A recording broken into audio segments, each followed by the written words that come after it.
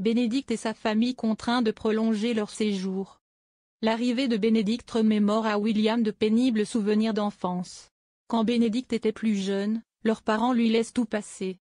Résultat, elle a fait les 400 coups et ils passaient leur temps à s'occuper d'elle, quitte à le négliger. William en a beaucoup souffert et il explique à Manon que la négligence est une forme de maltraitance.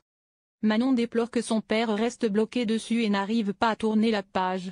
Dorian relate à sa mère que Manon est passée le voir. Bénédicte le taquine, car il était amoureux d'elle lorsqu'il était enfant. Elle fait part ensuite à son fils de sa hâte de repartir, mais Dorian lui aimerait rester un peu, et se faire des amis de son âge. Bénédicte pense que son fils ne rate pas grand-chose. Dorian se demande si sa mère n'a pas eu envie de vivre une vie un peu normale. Bénédicte lui explique qu'elle tient trop à sa liberté.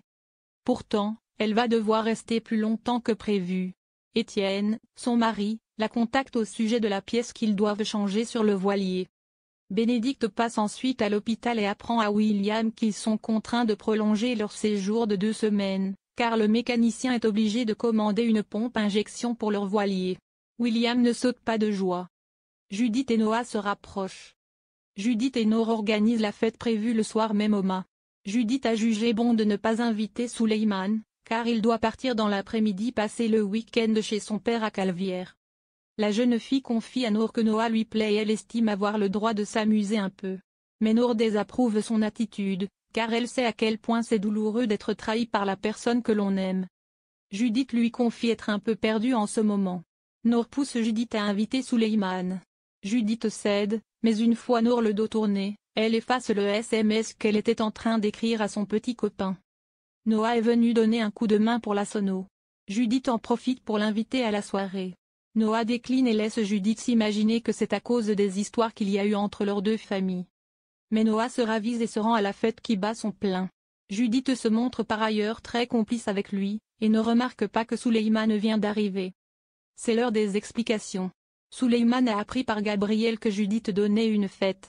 La jeune fille prétend ne pas l'avoir invité, car il était censé être parti à Calvière. Elle lui assure qu'elle n'a pas voulu qu'il soit déçu de ne pas pouvoir venir. Mais Suleiman a eu le sentiment que Judith ne voulait pas qu'elle vienne, et se montre un brin jaloux de Noah. Il se demande si ce n'est pas à cause de lui que Judith ne l'a pas invité. La jeune finit en bloc.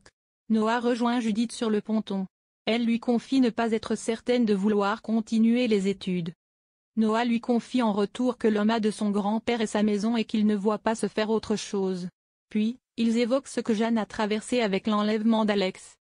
Mais leur discussion tourne court lorsque Suleiman les rejoint. Celui-ci embrasse Judith tendrement sur la joue et l'invite à danser sur leur musique. Noah est dépité. Garance et Olivier sont effondrés. C'est non sans une certaine émotion que Karim annonce à Garance et Olivier la mort de Clémentine. Garance s'effondre en larmes. Olivier la prend dans les bras pour la réconforter. Les résultats ADN ont confirmé que le cadavre retrouvé la veille était le sien. Garance aimerait voir sa mère, mais Karim essaie de l'en dissuader. Son corps est très abîmé. Olivier explique à sa fille qu'il faut qu'il se souvienne de Clémentine comme elle était, belle et souriante. Karim leur présente ses condoléances et les laisse seuls quelques instants. Garance dévastée s'effondre en larmes. Mike le légiste a pratiqué l'autopsie et livre à Martin et Karim ses conclusions.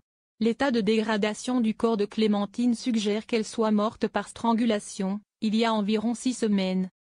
Et bien que son meurtrier avait de la poigne, Clémentine s'est débattue de toutes ses forces. Mike n'a relevé aucune empreinte génétique qui puisse identifier le meurtrier.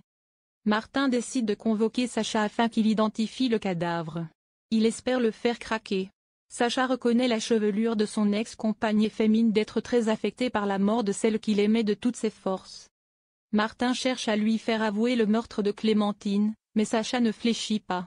Son visage se ferme. Il réitère être innocent et quitte la morgue. Sacha attend Ben à la sortie du lycée et sans ménagement, il lui annonce l'horrible nouvelle. Pour ménager Solène, il demande à son fils ne rien dire pour le moment à sa sœur. Ben accepte. Garance et Olivier ne s'étaient pas préparés à la mort de Clémentine. Olivier admet s'être voilé la face. Il assure à sa fille que Sacha va payer et qu'il ne s'en sortira pas comme ça. À Frontignan, Océane et Juliette ont appris la mort de Clémentine. La jeune fille avoue à sa mère qu'elle ne peut s'empêcher de s'imaginer que c'est peut-être Sacha qui a tué Clémentine.